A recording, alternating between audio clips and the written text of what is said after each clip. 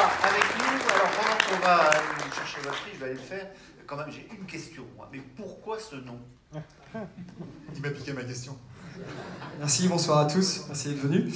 C'est vrai que ça me fait plaisir de voir que ce petit nom que j'ai, dans une nuit d'insomnie, trouvé, se retrouve à Paris devant le gratin de la finance solidaire. Non, alors, parce que Titi, c'est pour les enfants, c'est un diminutif très sympa, c'est ce qui apparaît sur nos véhicules. C'est aussi l'expression Titi parisien, qu'on décline en Titi mayennais, Titi angevin, Titi charentais, pour montrer qu'on est des gens du coin qui travaillent au service des personnes qui habitent dans ces secteurs.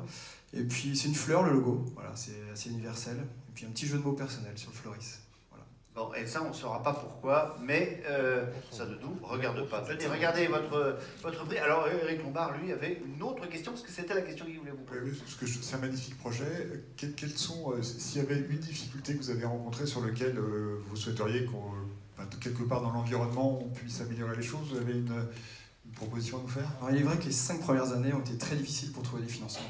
Et depuis, une fois que le projet a atteint une certaine maturité, j'ai vraiment trouvé d'autres sources de financement, d'autres possibilités. Donc c'est vrai que c'est le démarrage qui est assez difficile. Vous n'avez pas besoin de 16 milliards. Non, non, on va bientôt passer au comité d'engagement de la Banque des Territoires sur Acopa, sur les projets de tiers-lieux. Donc oui, on aura besoin de quelques milliers d'euros quand même. Mais... Il faut rappeler que c'est une structure qui existe depuis combien de temps? Alors, depuis 2006. Donc c'est vrai qu'on est parti du transport de personnes, c'est vraiment notre cœur d'activité.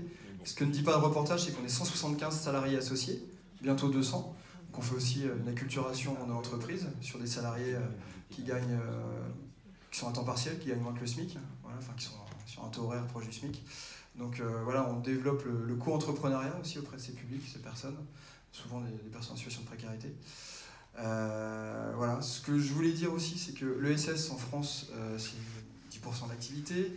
Les emplois en SIC-SCOP, c'est même pas 1/1000 des emplois en France. La finance solidaire dans le monde, c'est quasiment rien. Mais que c'est quand même nous qui sommes dans le sens de l'histoire et qu'on est au début d'une grande amorçage, grande phase d'évolution, je pense. Je voudrais prendre 2 exemples.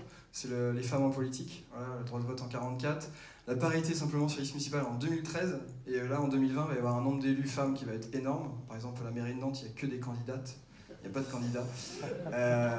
Et puis voilà, dire qu'une loi en 2013 a fait évoluer les choses. L'Afrique du Sud a été aussi a gagné la Coupe du Monde sur cette scène aussi, c'est féminin. Ça va bientôt changer. Ça va changer. C'est quand même le gang des costards noirs. L'Afrique du Sud a gagné la Coupe du Monde de rugby. Il y a 25 ans, ils ont mis en place des quotas pour des joueurs à la couleur de peau noire. C'était un capitaine qui a brandi le trophée. Donc en fait, les changements sociétaux sont là. Ils ont besoin d'un petit effet coup de pouce du législateur, un petit effet de levier. Faire de la discrimination positive, quelque part, à un moment donné. Même si c'est pas légal, il faut y aller.